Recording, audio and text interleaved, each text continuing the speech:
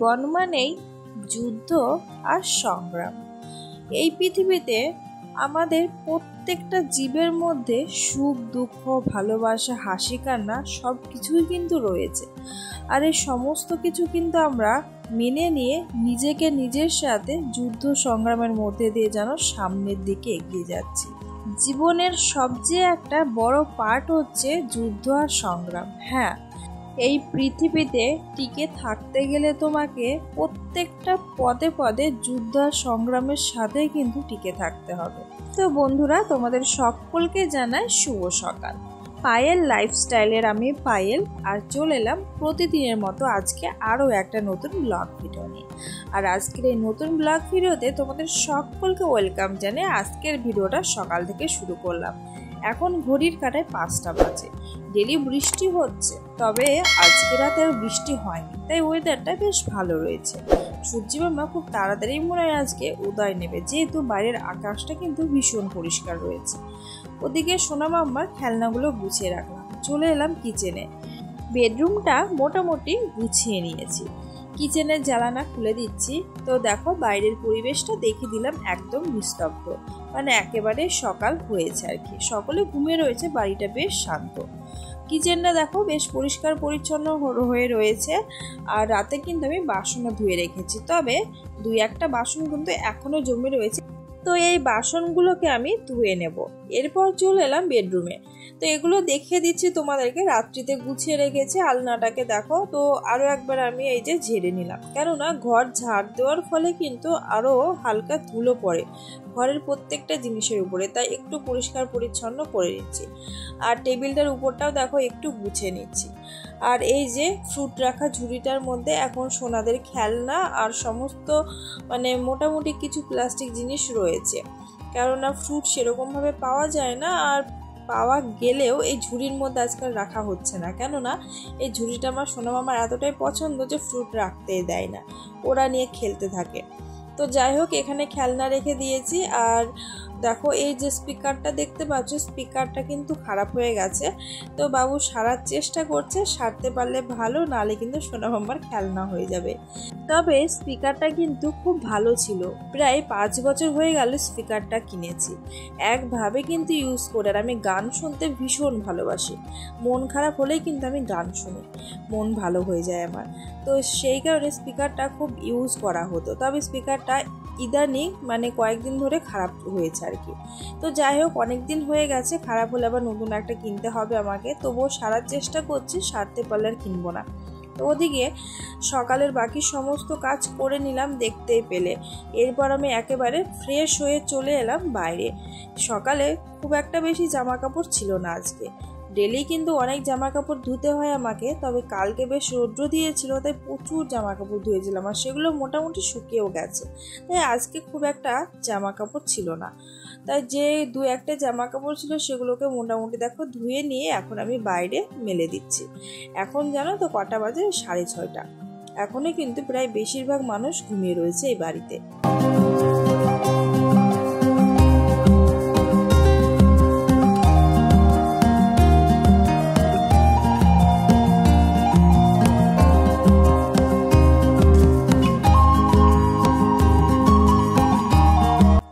জামা কাপড় মেলে চলে এসেছি ঘরে এসে আমি এখানে প্রেসারে খিচুড়ি বসিয়েছি, আর ওখানে বসেছি ডিম সেদ্ধ। তো সকাল 7টা বাজে, আর আজকে সকাল 7টার সময়তে দেখো আমি সোনা মাম্মার খাবারটা বানিয়ে নিয়েছি। এই যে দেখো খিচুড়ি।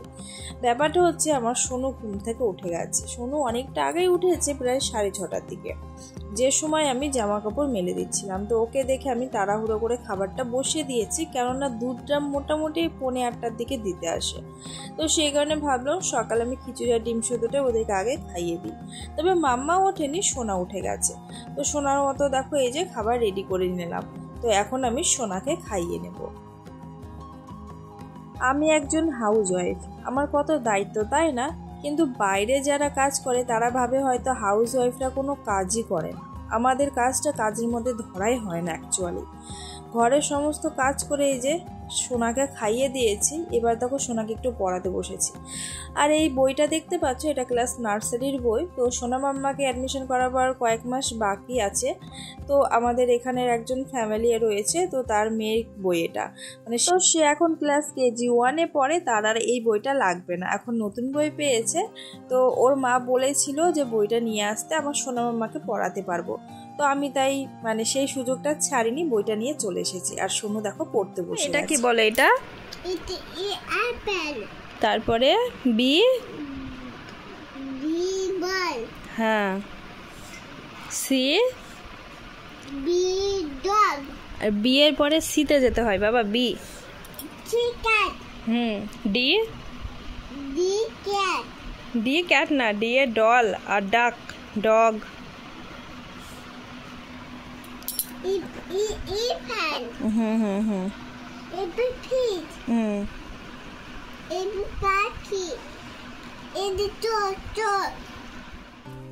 প্রায় চলে এলাম বেশ মাঝে অনেকটা সময় পর।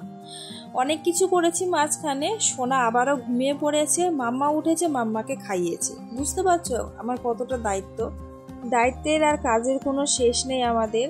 তো যাই হোক, রান্না বসিয়ে দিয়েছি, ভাত ফুটে গেছে। আর আজকে রান্না হবে পাঁচমেশালি সবজি দিয়ে ডাল করব, কাঁচকলা ভাজা করব, আর লাউয়ের কোপ্তাকারি রান্না করব। আর লাউয়ের কোপ্তাকারি রেসিপিটা আমি আলাদাভাবে শেয়ার করব, আজকে ভিডিওর মধ্যে দিচ্ছি না, ওটা একটা রেসিপি ভিডিও আমি শেয়ার করব। তো এখানে দেখো পাঁচমেশালি সবজি দিয়ে তার সাথে ডাল দিয়ে সেদ্ধ করে নিচ্ছি। আর এই ডালটা কিন্তু খেতে খুব ভালো হয় আর স্বাস্থ্যের পক্ষে খুব ভালো, বিশেষ করে বাচ্চাদের জন্য। তো ঘরে যে সমস্ত সবজি ছিল সেই সবজি দিয়ে আর এই যে ছোলার ডাল দিয়ে দেখো সিটি দিয়ে নিচ্ছি। আর আমি ডেলি একরকম ডাল কিন্তু আমার সোনাদেরকে খাওয়াই না, কেননা সব রকম ডাল খাওয়ানো দরকার বাচ্চাদের। তো এক একদিন এক এক রকম ডাল দেওয়ার চেষ্টা করি। তো কালকে সোনারা মসুর ডাল খেয়েছিল, তাই আজকে আমি কিন্তু ছোলার ডাল দিলাম। আর আমার সোনা মাম্মা কিন্তু ডাল খেতে ভালোবাসে, যে কোনো ডাল দিলেই কিন্তু ওরা খেয়ে নেয়। সেই যে ভোর 5টায় ঘুম থেকে উঠেছি, মোটামুটি 2:30 বা 2টো না বাজা পর্যন্ত আমি কিন্তু রেস্ট পাবো না। কাজ, বাচ্চাকে খাওয়ানো, বাচ্চার দেখাশোনা, ঘরের কাজ, রান্না, তার মধ্যে ইউটিউব, এই নিয়ে কিন্তু আমার এই সময়টা ব্যস্ততার সময় কাটে। 5টা মিনিট যদি বসি তাহলে মনে হয় আমি অনেকটা লেট করে ফেললাম। সারাদিনের কাজের ব্যস্ততায় নিজের সাথে নিজেই যেন আমি সংগ্রাম করে লড়ে চলেছি, তাই মনে হয় মাঝে মাঝে। আর কত করব, নিজেরও তো একটা ক্লান্তি আসে।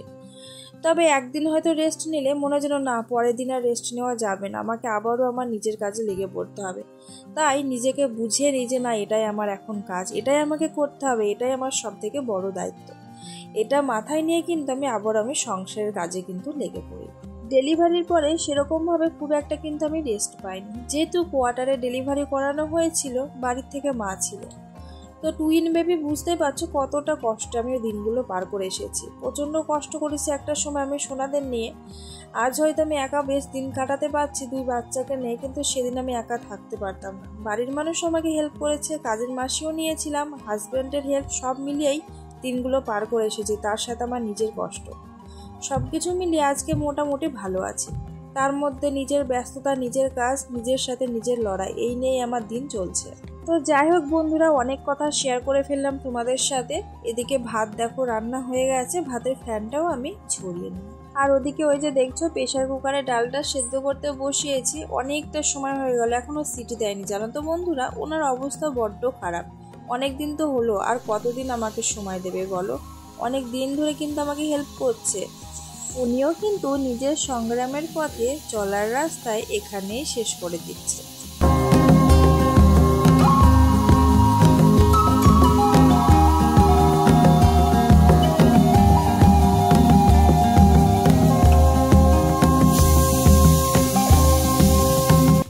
ওদিকে ডাল সেদ্ধ হয়ে গেছে, আর এখানে আমি একটা কাঁচা কলা ফ্রাই করে নিচ্ছি। তোমরা অনেকেই জানো আমার সোনা মাম্মা কাঁচা কলা খেতে ভীষণ পছন্দ করে, ওদের জন্যই ভেজে নিলাম। ওখানে একটা পটল ভাজা করেছি, ওটা আমার হাজবেন্ডের জন্য, কারণ পটল ভাজা খুব একটা বেশি আমার ভালো লাগে না।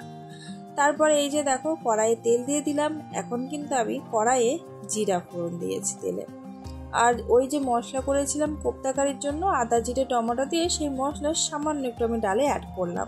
এক্সট্রা কোনো মশলা আমি অ্যাড করলাম না, কিন্তু ওই মশলাটুকুই সামান্য একটু পরিমাণে অ্যাড করেছি। এরপরে দেখো এই যে ডালটাকে দিয়ে দিচ্ছি। এখানে সবজির মধ্যে কিন্তু অনেক রকম সবজি রয়েছে, লাউ রয়েছে, গাজর রয়েছে, পটল রয়েছে, আলু রয়েছে। 4 রকমের সবজি আমার ঘরে ছিল, সেই 4 রকমের সবজি আমি অ্যাড করেছি। এখানে আরও সবজি অ্যাড করা যেত, মিষ্টি কুমড়ো থাকলেও কিন্তু খেতে বেশ ভালো লাগতো। তো যে পরিমাণে সবজি ছিল সেগুলোই অ্যাড করে এই যে ডালটা রান্না করলাম। এই ডালটা কিন্তু বাচ্চাদের জন্য খুব স্বাস্থ্যকর খাবার।